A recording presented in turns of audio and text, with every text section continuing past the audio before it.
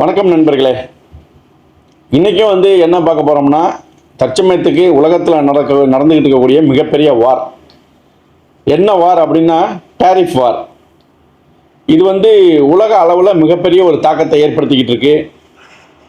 உலகத்துக்கே ஒரு மிகப்பெரிய த்ரெட்டாக அமெரிக்க அதிபரினுடைய அந்த டேரிஃப் வார் அந்த அனௌன்ஸ்மெண்ட் இருக்குது.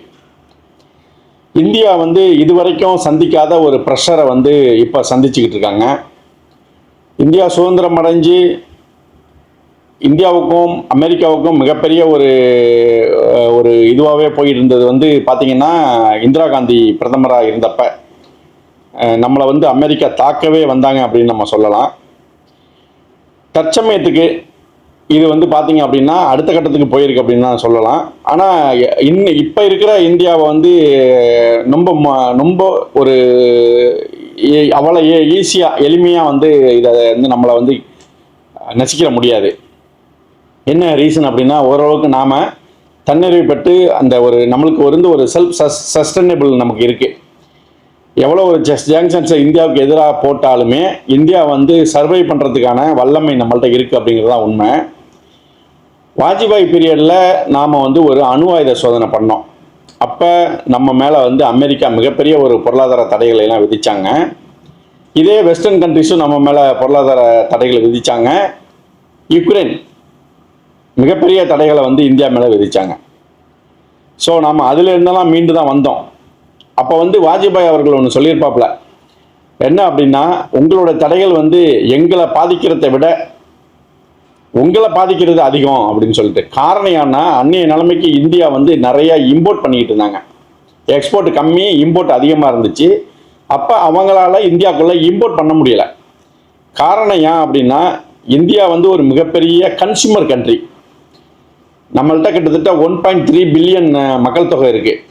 ஸோ எந்த ஒரு தடையுமே இந்தியாவை பாதிக்கிறதை விட மேற்குலக நாடுகளையும் அமெரிக்காவையும் மிகப்பெரிய அளவில் பாதிக்கும்.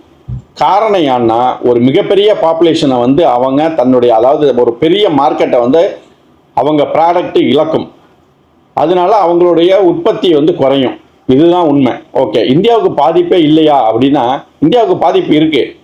ஆனால் இந்தியாவோட ஹிஸ்ட்ரி எடுத்து பார்த்தீங்கன்னா, ஒவ்வொரு முறை நம்ம மேலே ஒரு தாக்குதலோ, நம்மளை ஒரு ப்ரெஷர், நம்ம மேலே ஒரு அழுத்தமோ ஏற்படையில் நாம் என்ன பண்ணுவோம் அப்படின்னா, இந்தியா மீண்டும் மீண்டும் எழுந்து வந்துக்கிட்டே இருப்பாங்க. ஒரு சின்ன ஒரு எடுத்துக்காட்டு, நம்மள்கிட்ட அந்த ராக்கெட் டெக்னாலஜி, இந்த கிரையோஜெனிக் இன்ஜின் டெக்னாலஜி நம்மள்கிட்ட இல்லை. அப்போ ரஷ்யா நமக்கு தர்றதுக்கு தயாராக இருந்தாங்க. கிட்டத்தட்ட எல்லாமே ரெடி ஆகிட்டு. ஆனால் மிகப்பெரிய ஒரு அழுத்தம், வெஸ்டர்ன் கண்ட்ரிஸும் அமெரிக்காவும் மிகப்பெரிய ஒரு அழுத்தத்தை ஏற்படுத்துகிறாங்க. ஈவன் சைனாவும் ஒரு கடுமையான அழுத்தத்தை கொடுத்ததுனால ரஷ்யா கொஞ்சம் பின்வாங்கிட்டாங்க, அந்த டெக்னாலஜி கொடுக்க தாமதப்படுத்திட்டாங்க. ஸோ நம்மளுக்கு தெரிஞ்சு போச்சு, நம்ம இந்த டெக்னாலஜி ரஷ்யாட்டேருந்து வாங்க முடியாது அப்படின்றதுனால சொந்தமாகவே கிரையோஜெனிக் இன்ஜினை நாம் தயாரித்து இன்றைக்கி சக்ஸஸ்ஃபுல்லாக நம்ம லான்ச் பண்ணிக்கிட்டு இருக்கோம். பிஎஸ்எல்வி லான்ச் வெஹிக்கிள் மிகப்பெரிய அளவில் சக்ஸஸ் ஆகிட்டு இருக்கு. நம்மளுடைய இஸ்ரோ மிகப்பெரிய சாதனையை சந்திச்சாங்க. அன்னைக்கு ரஷ்யா தன்னுடைய டெக்னாலஜியை கொடுத்துருந்தாங்கன்னா நம்மளுடைய ஓன் இண்டிஜினியஸ் டெக்னாலஜி இல்லாமல் போயிருக்கோம். ஸோ அதுபோல் என்னைக்கு இந்தியா மேலே ஒரு அழுத்தம், ஒரு ப்ரெஷர், ஒரு தாக்கம் ஏற்படுதோ அன்னைக்கெல்லாம் இந்தியா ஒரு தனி வழியை, தனக்குன்னு ஒரு தனி வழியை கட்டமைச்சு நாம் அதிலிருந்து வெளியாகி உலகத்துக்கே ஒரு ஆச்சரியம் ஏற்படக்கூடிய ஒரு நிகழ்வுகளை நாம் ஏற்படுத்திக்கிட்டு தான் இருக்கோம்.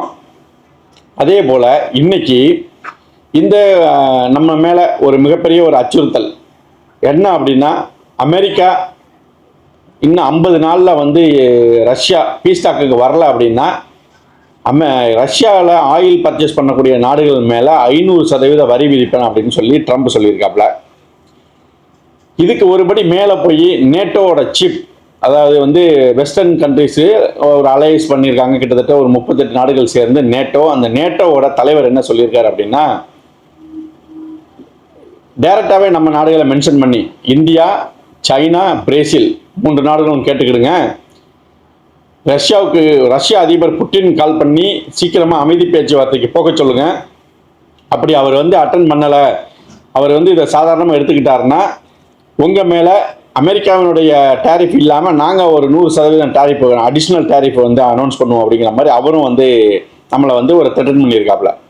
ஸோ இதுலேருந்து என்ன தெரியுது அப்படின்னா, அமெரிக்காவும் சரி, மேற்குலக நாடுகளும் சரி, அந்த கொலோனியல் மென்டாலிட்டின்னு சொல்கிறாங்கல்ல, அந்த காலனி ஆதிக்க மனநிலையிலேருந்து அவங்க இன்னும் மாறலை அப்படிங்கிறது தெள்ள தெளிவாக நமக்கு தெரியுது.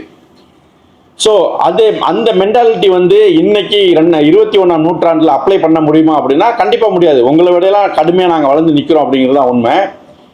இன்னைக்கு மேற்குலக நாடுகளாக இருந்தாலும் சரி, அமெரிக்காவாக இருந்தாலும் சரி, நாம் இந்தியாவை வந்து ஒரு கார்னரில் தள்ளி இந்தியா வந்து ஒரு முக்கியமான முடிவு எடுக்கிறதுக்கான ஒரு சூழ்நிலையை உருவாக்கிக்கிட்டு இருக்காங்க அப்படின்னு தான் உண்மை. இந்தியாவினுடைய அரசாங்கமும் சரி, டிப்ளமேட்ஸும் சரி, அவங்க வந்து பெருசாக ரியாக்ட் பண்ண மாட்டாங்க அமெரிக்காவினுடைய நடவடிக்கை எதிராக மிகப்பெரிய அளவில் ரியாக்ட் பண்ணது கிடையாது. ப்ராக்டிக்கலாக அவங்க ஆக்ஷன் எடுப்பாங்க அப்படிங்கிறது தான் உண்மை. என்னுடைய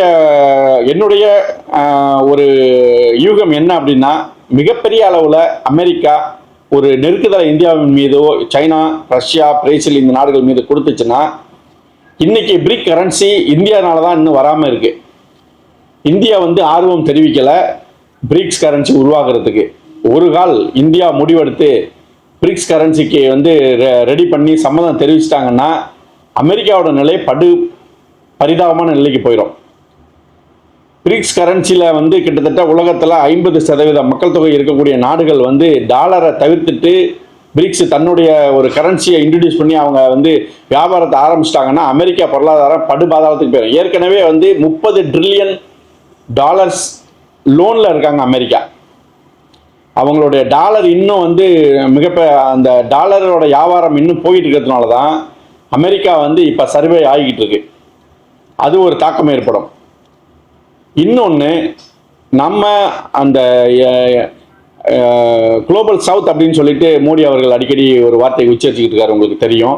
காரணம் ஏன் அப்படின்னா, அமெரிக்கா மேலும் நெருக்குதலை கொடுத்தாங்க அப்படின்னா இந்தியா, சீனா, ரஷ்யா, பிரேசில், ஈரான் இது போன்ற பிரிக்ஸ் நாடுகள்லாம் சேர்ந்து ஒரு அலைஸை ஃபார்ம் பண்ணிடுவாங்க.